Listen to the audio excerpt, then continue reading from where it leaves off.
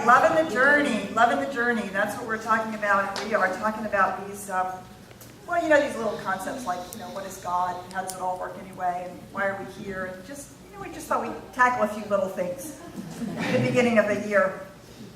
So we talked about the thing itself last week. We talked about the one, the indescribable, the indefinable, something that we then spent a good 30 minutes trying to describe and define, which is, of course, always the case.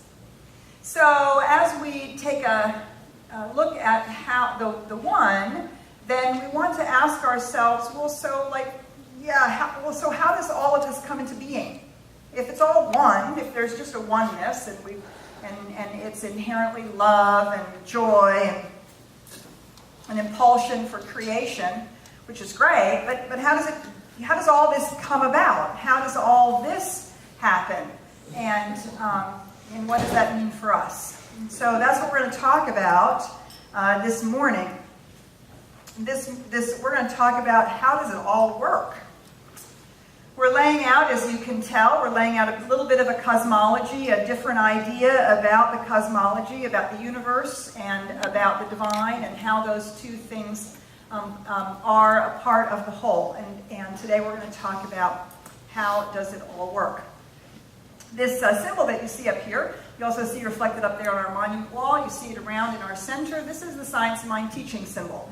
It has no magical or mystical powers, although I suppose you could bonk somebody over the head with it. But it's simply a lovely symbol that helps us remember what it is that we believe about how this whole thing works and what the truth about the reality, the ultimate reality is. And it allows us to sort of talk about it in some moderately coherent fashion.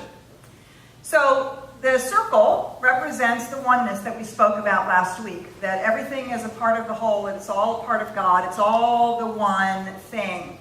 And everything is inside that one thing, everything is a part of that one thing.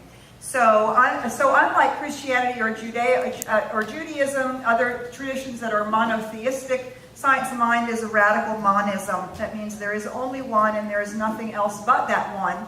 And somehow, in some mysterious form or fashion, we're all a part of that. So we're going to talk a little bit about, well, what is that today, and how does that work? How does the one become the many? You and me and all the stars and all the planets and all of creation. How does the one become the many? So we're going to start out with a little bit of an analogy. Oh, remember last week we talked about this continuum, how this one is a continuum, and we really focused in on E equals mc squared, energy and matter, and how when energy is slowed down into a form that we can see, it becomes matter, and matter speeded up is actually simply energy. And that there's really no place where a switch gets flipped and it turns from one to the other. It's just this ongoing continuum. And one of the best examples for that is this element that we call H2O, this thing which we call H2O, water. We talked a little bit about this again last week, and I want to remind you, right, this very simple thing. Water comes in three states. It comes in a solid state, a liquid state, and a gaseous state, right? So the first state is ice.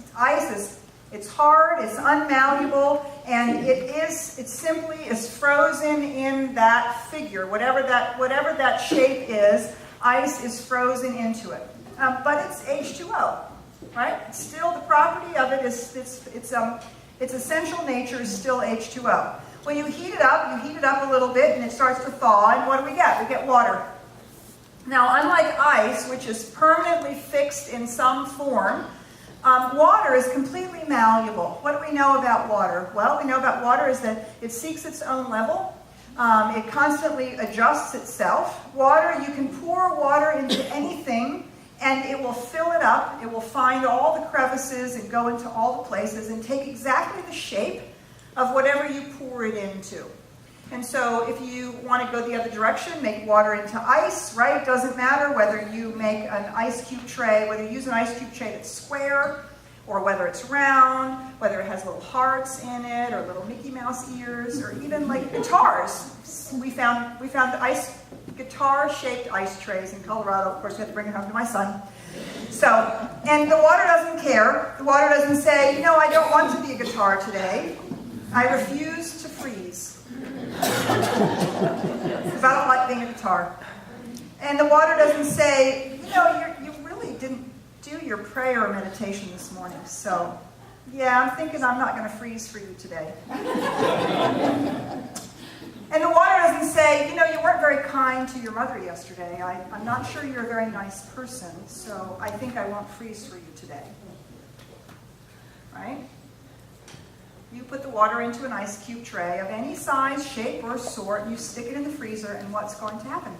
It's going to freeze. Period. It's one of the laws of the universe, right? That's how it works. So, and then we speed up water a little more, speed it up, it gets hotter and hotter and hotter, and eventually it turns into steam and into water vapor and then into a gas, which we can't see. And it's actually in this room right now. There's water vapor in this room. There's molecules of H2O, but we can't see them. But they're still there. And it's still H2O. One of the most extraordinary things about this is while the state changes, the property H2O, 2 hydrogen molecules and an oxygen molecule, that remains the same. It's just how they are vibrating and how they are in relationship to each other. But it never stops being H2O. This is a fabulous analogy for helping us to understand the way it works. And for helping us to understand that we're going to now talk about different aspects of the divine. You'll see in our teaching symbol that there's 3 layers to it. And we want to be crystal clear that we are not separating out anything from the whole. We are simply helping ourselves understand that just like water, that this one has various states that we find it in, and various ways in which it operates in those various states. Just like water, ice, and gas. Another way we could think about this is when we think about ourselves, we think about, you know, I can describe my physical body, I can talk about my emotional feelings, I can talk about my mental state, and I can even talk about my spiritual enlightenment. And I can talk about each one of those things as if they were discrete and separate, can't I? And yet, they're not. They're all part of who I am, and they're all part of the experience that I'm having in the moment. They're all part of me, the oneness that is me. And so in the same way that I can sort of pretend to break these pieces apart and say, well, I can talk about my body or my emotions, we're going to talk about different aspects of the one, the whole, the divine, remembering always that we're not actually separating pieces out, but that we're talking about different states, just as we talked about water having different states. So we begin with the whole, right? We begin with God. God is that circle that we talked about, the oneness. The circle represents that. And we use God because it's the biggest word we have, and we talked last week about how important it is to empty that idea of old ideas so that we can refill it maybe with something new, with a new cosmology and a new understanding. And so this oneness is on the same kind of continuum that water is, that we talked about, energy and matter equals mc squared. So we start with the most solid state. We call it body. It lives, we usually use this bottom section of this teaching symbol to remind ourselves that everything that you can see, feel, taste, touch, measure in any way lives inside the circle. And we call it the manifest body of God. The physical universe and anything that you can say about it is the divine, the one, in a form that we can see.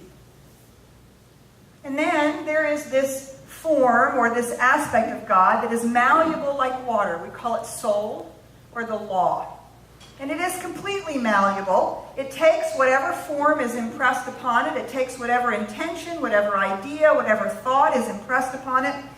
And it moves that into physical form just exactly the same way as if you fill water into an ice cube tray and stick it in the ice box. right? We have nothing to do with the physical properties that cause the water to cool down to become ice. What we do is choose which ice tray we're going to use. And the water and the system does the rest. That's what the law is. The law is the manifesting way, the manifesting property of the divine. And it is completely malleable. And spirit, we think of spirit as this part of the divine that is absolute, potential, that we cannot see, touch, taste, feel, smell, or measure in any way. And yet we know it is there as sure as we know that we have a spirit within ourselves, that we have the ability to have an intention, that we are able to make choices, that we love, and that we are a part of life as a whole. That spirit is the intentional part of the divine. It is the part that says, this is what we're going to have now. So in the ancient biblical tradition of let there be light, it is spirit, this absolute undifferentiated potential that has the impulsion for something, for light, for life, for growth, for creation. And that is the choosing. That's the choosing. That's like the picking of the ice tray, the type of ice that we want to make. And the rest of it then becomes an automatic process of the law. The law takes that and absolutely conforms to that intention, that idea, and moves into physical manifestation. And again, we want to remember that we're not talking about different pieces and parts of the whole, but we're talking about different aspects of the whole. And so the spirit, undifferentiated, absolute potential for all things is as much a part of God as the universal law, the malleable substance, which is what everything is created out of, and is just as much a part of the whole as the manifest body of the universe, the physical universe. All of it part of the one. We are reading A New Design for Living this month. This is our book of the month, A New Design for Living. And Ernest Holmes says this in A New Design for Living. He says, the universe in which we live is, at its foundation, a conscious, intelligent, spiritual system operating through and as law. The law of mind in action. Remember, we talked about it last week that the physicists and the scientists are telling us that when they look into the universe, they see consciousness and intelligence looking back. And somehow that operates in some orderly manner, which we've called the law. So the V of our teaching symbol represents the creative process. It is the process by which the impulsion of the divine shows up as physical reality. That V represents that creative process. And that happens in a lawful manner, meaning that if you plant a seed, an intention for love, what comes out on the other side is love, cause and effect, being two sides of the same coin. That for every effect there is a cause, and for every cause an outward effect will manifest itself. That this is the lawful, orderly manner in which the universe creates, in which the universe comes into being, comes into expression. And so there is a divine impulsion for love, for life, for growth. And in an orderly process, using the law of cause and effect, the created world, the manifest universe, appears. And this is constantly going on. This is a constant process, this creative process. Now, we call it the law of cause and effect. This is the primary way in which we understand this creative process is being done. There are other laws that you've read about or heard about that are portions or ways of getting at this law of cause and effect. The law of attraction, the law of circulation, the law of correspondence. I'm sure there are many others. And they're all trying to get a hold of the same idea that this creative process is going on, and that we are invited to understand it. Because when we understand it, we actually begin to be able to co-create life with the divine. We actually begin to be able to participate with the process. We actually begin to understand how it works so that we can have a more deeply grounded, more spiritual, more meaningful life. So, yeah, lots of good words, but how does it really work, right? How does it really work? And often when we teach this topic in Foundations, we talk about the seed and the soil and the plant, and it's really lovely, and I love it because I'm a gardener, and I do all that kind of stuff, but yeah, not everybody is. And we live in the 21st century. We're no longer doing parables necessarily like the teachings of Jesus. So I thought we would talk about the cosmic computer today. How does it all work? It works like a cosmic computer. And so if we think about, okay, this is not for the geeks in the room. For those of you who are not computer geeks in the room, do you actually know how your computer works? No. Yeah, probably not. I don't. I rely on the computer geeks to know it. But I don't know. I turn it on and it works. And I have learned how to use it, but there's very little about the inside of it that I really understand. Oh, I understand it's a binary system, and I understand that there's a hard drive, and I understand about certain things, but not really. Like about how I understand how my car works. And yet I use it every day, don't we? We use it every day. And so this cosmic computer is a little bit the same. We don't necessarily have to understand all the ins and outs and all the little bits and pieces of it to understand how it works. So the first thing in our cosmic computer is we have an operating system. We have an operating system that is running the whole show, that is the ground of being from which this whole thing operates. And what is that operating system? Love. The operating system is love. The divine impulsion to express life. To give of oneself, for life to give of itself into creation. To love so much to become creation. To love so freely that we are free to choose and make all of the mistakes that we need to make to learn the truth about life and to discover the divine right within us and not someplace out there. The operating system is love. And that operating system produces life. It is the impulsion for life itself. Now, that operating system has software.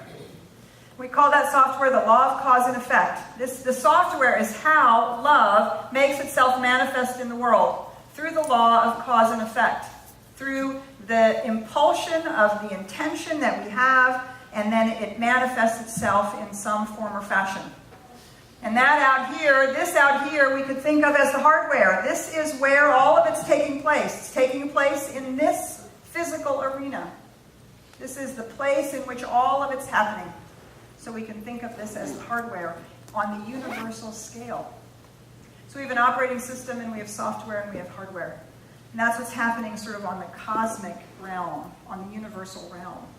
But one of the things we know to be true about this symbol is that this symbol reminds us that everything that we can say about the macrocosm, we can also say about the microcosm. We believe that we are made in the image and likeness of the divine. So that which we can say about the whole, we can also say about the individual. So this is also a way that we can understand ourselves and how we are operating. And so if we are thinking of ourselves as made in the image and likeness of this divine cosmic computer, we can think of ourselves as the end user or the programmer. Right? What's our programs? Our intentions that we set, our conscious choices that we make, our attitudes that we have, the beliefs that we have, those things that we intend. That's the way that we're writing a program. We're writing the programs of our lives every time we make a prayer, every time we have an affirmative statement. Actually, we're writing the program of our lives every time we have a negative statement and every time we complain and talk about how awful it is and how it doesn't work. Everything that we're doing, we are constantly programming our computer. Now, what happens with our computer, with our program, is it actually starts becoming a program that is embedded in this cosmic computer. Now, I don't know about you, but I open my computer and every once in a while it's going really, really, really slowly. Really slowly. And it takes about 4 seconds for something to get up, and I'm like impatient. Right? And if it's 15 seconds, I'm really impatient. And so then I go to my task manager, and you ever open the task manager and you see that whole list of processes that are going on in the background? Do you know what any of them are doing? No. I recognize a few that are hooked with like recognizable programs, but there's a whole ton of them that I don't know anything about. And some of them are running at like 70% CPU. And they're eating up all the memory and all the stuff that my computer needs to be doing, and I need for it to be doing what I want it to be doing. But it's over here running this other program. Sounds suspiciously familiar, doesn't it? So what happens, of course, is that not all of our programs have been in the past intentionally installed.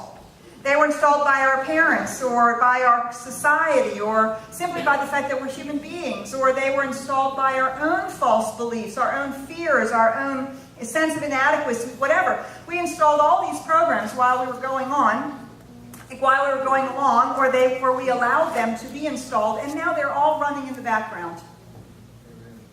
Yeah. I hate when that happens too. I know, it's very annoying. And of course, what happens when you have programs, when you're working on your computer, you're creating output, right? That's what's showing up on your screen. That's what's printing out on your printer. All this wonderful output. And that output comes directly from the programs that are running in the background, and the programs that we are programming. And this process is constantly going on. So our job, as we become more spiritually aware, as we become more spiritually mature, is to actually invite those programs to reveal themselves to us, to spend time open to what is that that's running in the background. Because that's running in the background, that program, that is your ice cube tray. That is the ice cube tray that you're putting into the freezer, that the universal law of cause and effect is pouring itself into and outputting into life. Now, the other thing is, unlike your computer that you turn on and off, or programs that you bring up and maybe have disappear because you're not using them at the moment, unlike those, the creative process, this is always going on. You never turn on the creative process. You never turn on the law of cause and effect. That'd be like turning on gravity, right? Or turning on the law of mathematics. Okay, I need to use math. Could we have it come on board now, please? Because I have to do a little equation here. Right? Silly, right? Because you just use math, right? Math is one of those things that we can't see, smell, taste, touch, or in any way measure, and yet it's there. And there are principles and laws about mathematics that we can understand, and we can use them anytime, any place, by anybody, for any reason. The law of cause and effect is exactly the same way. It is always available, always operating, and it's available to anybody at any time, in any place, for any reason whatsoever. Our job is to become conscious of it, to become aware of it. Because this is going on whether we know it or not. And it's going on whether we're participating or not. Our spiritual awakening is to awaken to the thing itself, to the wholeness, to the divine, to the presence of love and life itself, and to awaken to the creative process, to awaken that to this is how the universe operates. And because we are made in the image and likeness of the divine, this is how we operate. And when we wake up to that, we can begin to truly be co-creators of life with the divine. Co-creators of our own life and co-creators of the life that we share with the rest of the planet. We can consciously begin creating a life that works for us, and a world that works for everyone. And heal all of the situations and issues and concerns that we find ourselves in on a planetary level. All of that is manageable, just as our own lives are manageable, as we begin to recognize this way in which the universe operates, and we begin to use it consciously and deliberately. Ernest Holmes says there is a power for good in the universe, you can use it. Why do we know it's a power for good? Because it is love. It is the intention for life. It is never against itself. There are not two forces contending for the world or for life. Light and dark aren't fighting each other. It is the impulsion of life itself to express itself.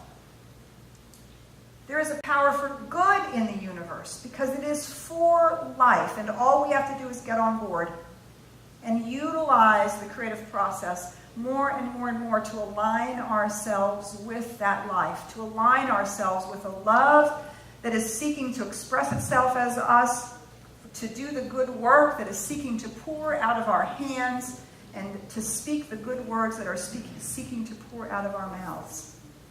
There is a power for good in the universe, and you can use it. And every time we use it for good, for our own good or for the good of others around us, we lift the vibrational rate of the planet, we lift the vibrational rate of our own lives into a deeper and deeper relationship with love. So this week, I just invite you to really pay attention to your use of the cosmic computer. What is running in the background? What do you need to uninstall?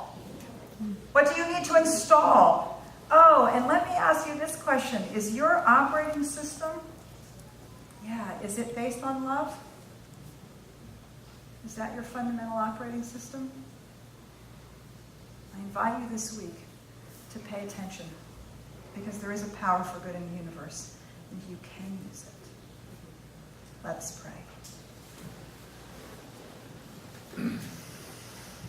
So, just taking a breath. We take that breath and we come out of our heads and into our hearts. How important it is to understand, and yet it is more important for us to embody the truth. And so we breathe deeply into that place within where we sense the presence of love, where we feel our connection with the whole, where we know the truth that we are the creators of our own life and that we are co-creating life with the divine. We breathe into that place. And we affirm that it is from here that we live. It is in this truth that we move into life. And we declare that we trust implicitly in the creative process. We trust the law. That as we set a new cause in motion, as we set a cause for love and for meaningful work and for healthy relationships, as we set a cause in motion for our bodies to be working beautifully, for our lives to come together in a way that has meaning and purpose, as we set a cause in motion for the healing of our planet and the lifting of all people everywhere, we trust the law that cause must manifest itself, must be outpictured in the world as we have intended. And so we join together with these intentions, and we join together in a deep trust, and we join together in a perfect love. We are blessed by these truths, and truly we become a blessing wherever we go. So we call it good. We let it be. And so it is.